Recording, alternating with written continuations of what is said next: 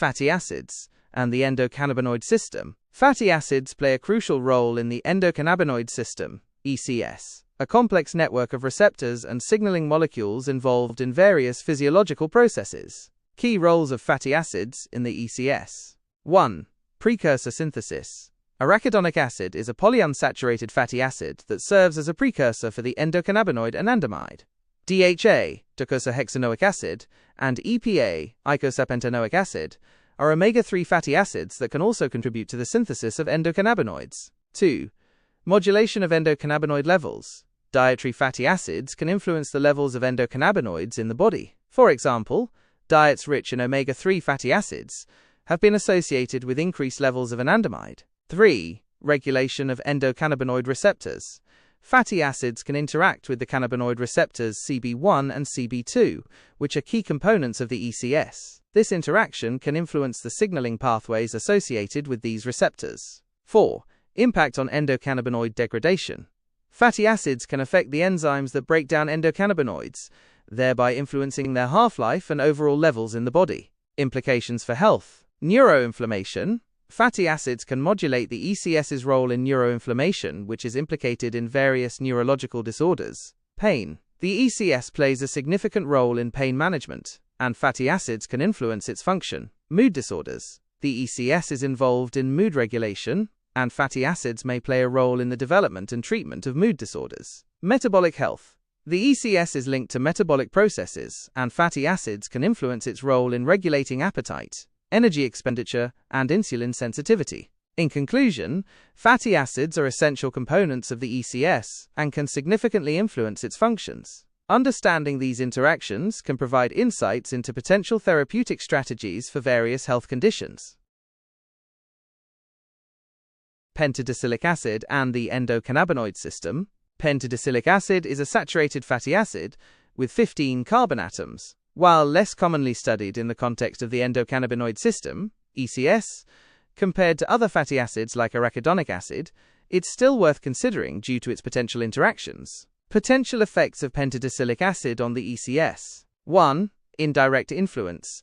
Fatty acid metabolism. Pentadicyllic acid might influence the overall fatty acid metabolism in the body, which could indirectly affect the availability of precursors for endocannabinoid synthesis. Cellular signaling. Changes in fatty acid metabolism could also impact cellular signaling pathways that are involved in the regulation of the ECS. 2. Potential for direct interaction.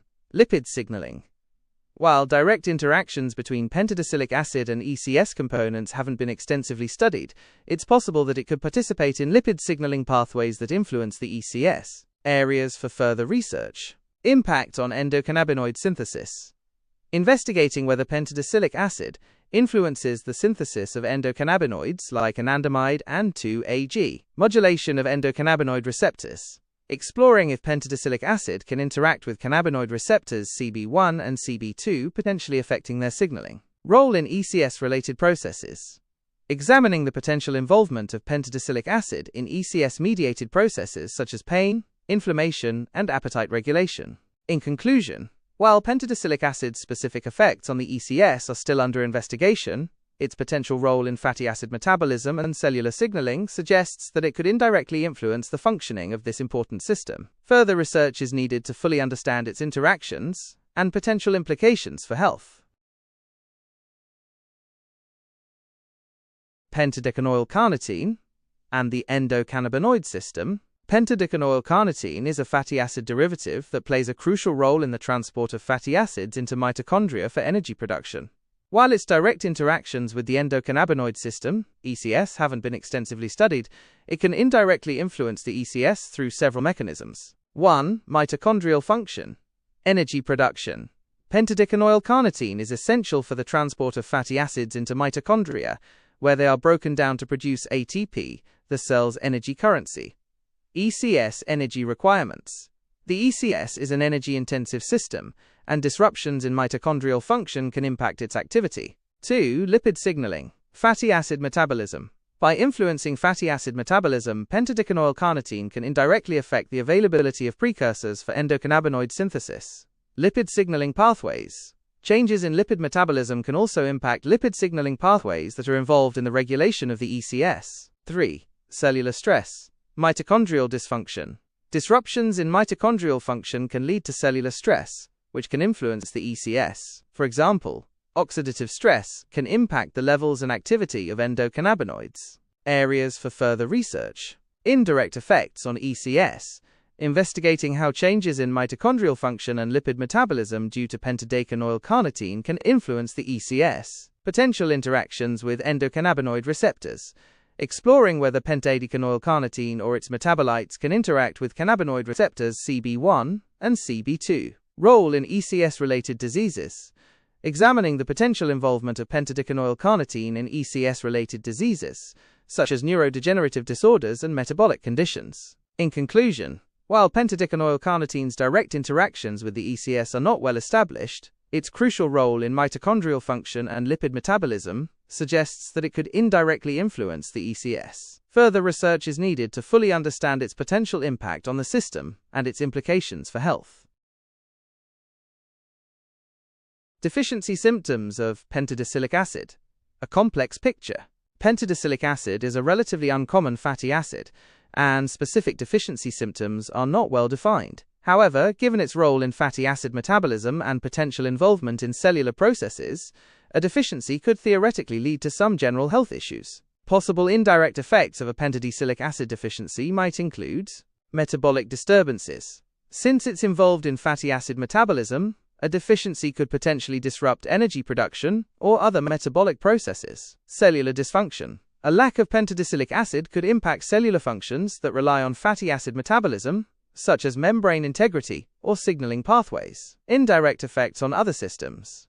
If metabolic or cellular dysfunction is severe enough, it could indirectly affect other systems in the body. However, it's important to note that dietary sources. Pentadecyllic acid is found in some dietary sources, such as dairy products and beef. A typical diet usually provides sufficient amounts. Other fatty acids. The body can often compensate for deficiencies in one fatty acid by utilizing others. Limited research. Specific research on pentadecyllic acid deficiency and its associated symptoms is limited. If you're concerned about a potential deficiency, it's best to consult with a healthcare professional. They can assess your overall health, diet, and medical history to determine if any underlying issues might be contributing to your symptoms. Symptoms of pentadecanoyl carnitine deficiency. Pentadecanoyl carnitine deficiency is a rare genetic disorder that affects the body's ability to break down certain fatty acids. It can lead to a variety of symptoms, especially during fasting or times of increased energy demand. Common symptoms of pentadecanoyl carnitine deficiency include hypoglycemia, low blood sugar levels, often leading to weakness, dizziness, and confusion, muscle weakness, difficulty with movement or exercise, liver problems, liver enlargement or inflammation, heart problems, arrhythmias or other heart rhythm disturbances, delayed development. In infants, delayed growth or development. Severe cases of pentadecanoyl carnitine deficiency can lead to metabolic crisis, a life-threatening condition characterized by rapid metabolic breakdown, leading to acidosis, organ failure, and coma, sudden death. In some cases, severe metabolic crises can be fatal. If you or someone you know is experiencing these symptoms, it's important to consult with a healthcare professional for a proper diagnosis and treatment.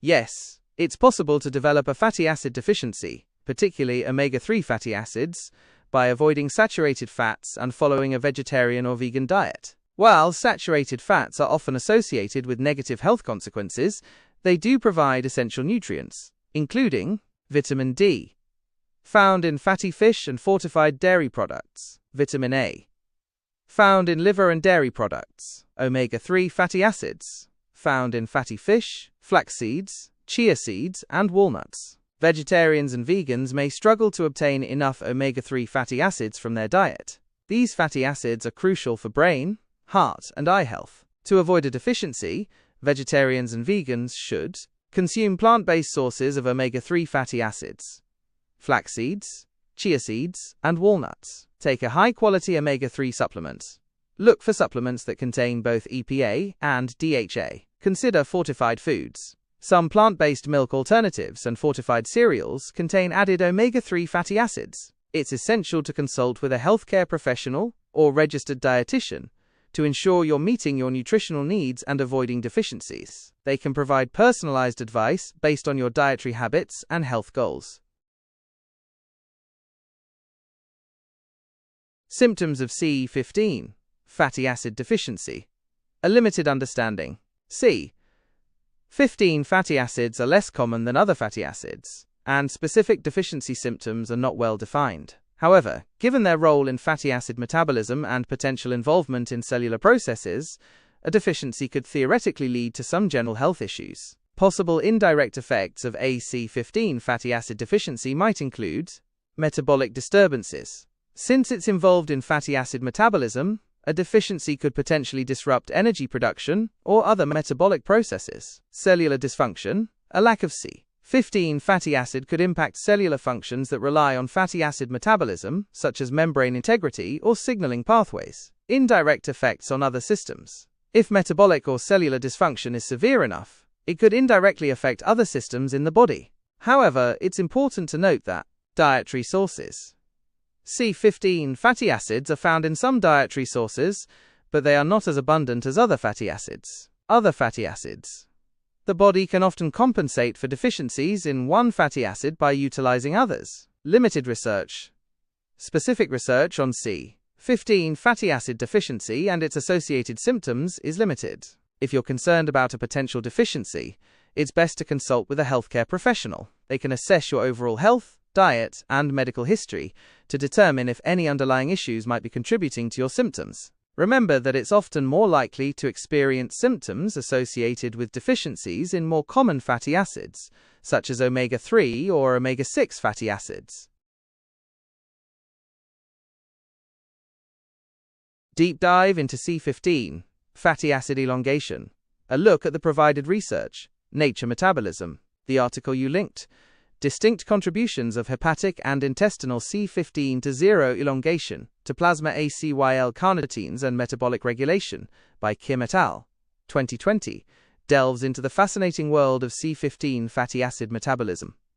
Here's a detailed breakdown of the key points and research findings. C15 fatty acid elongation. Focus. The study investigates how our bodies convert shorter-chain fatty acids into pentadecanoic acid, C15 to 0, a specific C15 fatty acid. The process. Elongation refers to the process of lengthening a fatty acid chain by adding carbon atoms. This research explores the role of two key organs, the liver and intestines, in elongating shorter chains into C15 to 0. The liver versus intestines. Distinct roles. The study reveals that the liver and intestines play different roles in C15 to 0 elongation. Liver.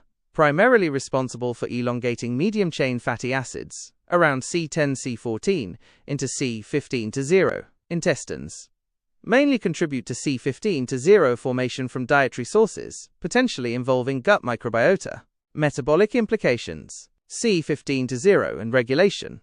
The research suggests that C15 to 0 metabolism plays a part in regulating various metabolic processes. The authors propose that C15 to 0 might act as a signaling molecule, or a precursor for other important molecules. It might also influence energy expenditure and glucose metabolism. The bigger picture.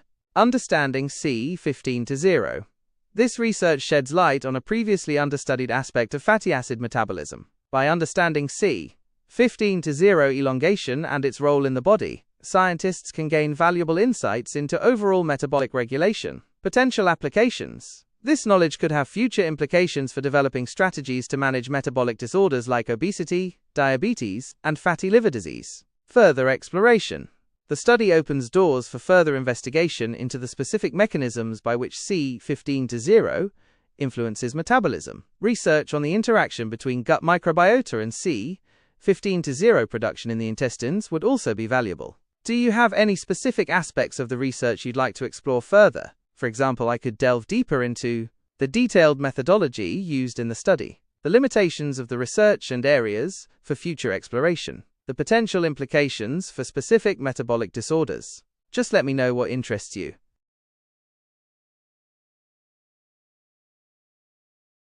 C15. Fatty acid elongation and metabolic disorders. A potential connection. The research on C15 fatty acid elongation, as explored in the Nature Metabolism article, presents intriguing possibilities for its implications in metabolic disorders, particularly in relation to the cannabinoid system. Potential implications for metabolic disorders: energy metabolism. C15-0 could potentially influence energy expenditure and metabolism. Disruptions in C15-0 metabolism might contribute to metabolic disorders like obesity and insulin resistance. Lipid signaling. C15-0 or its derivatives might be involved in lipid signaling pathways that regulate metabolic processes. Dysregulation of these pathways could lead to metabolic dysfunction. Inflammation. The cannabinoid system plays a role in inflammation, and C15-0 might indirectly influence this system. Chronic inflammation is associated with various metabolic disorders, including obesity and type 2 diabetes. Connection to the cannabinoid system. Indirect influence. While C15-0 itself may not directly interact with the cannabinoid system, its involvement in metabolic processes could indirectly influence the system. Lipid signaling. Both C15-0 and the cannabinoid system involve lipid signaling. Changes in C15-0 metabolism could potentially disrupt these signaling pathways, impacting the function of the cannabinoid system. Inflammation. As mentioned earlier, both the cannabinoid system and C15-0 metabolism can influence inflammation. A disruption in either system could contribute to metabolic disorders. It's important to note that this is a speculative connection based on the current understanding of C15-0 metabolism and the cannabinoid system. More research is needed to establish a definitive link between the two and to fully explore the potential implications for metabolic disorders. Potential areas for future research include investigating the direct or indirect interactions between C15-0 and cannabinoid receptors, studying the effects of C15-0 metabolism on endocannabinoid levels and signaling, examining the role of C15-0 in animal models of metabolic disorders. By exploring these areas, researchers may gain valuable insights into the potential therapeutic applications of targeting C15-0 metabolism or the cannabinoid system for metabolic disorders.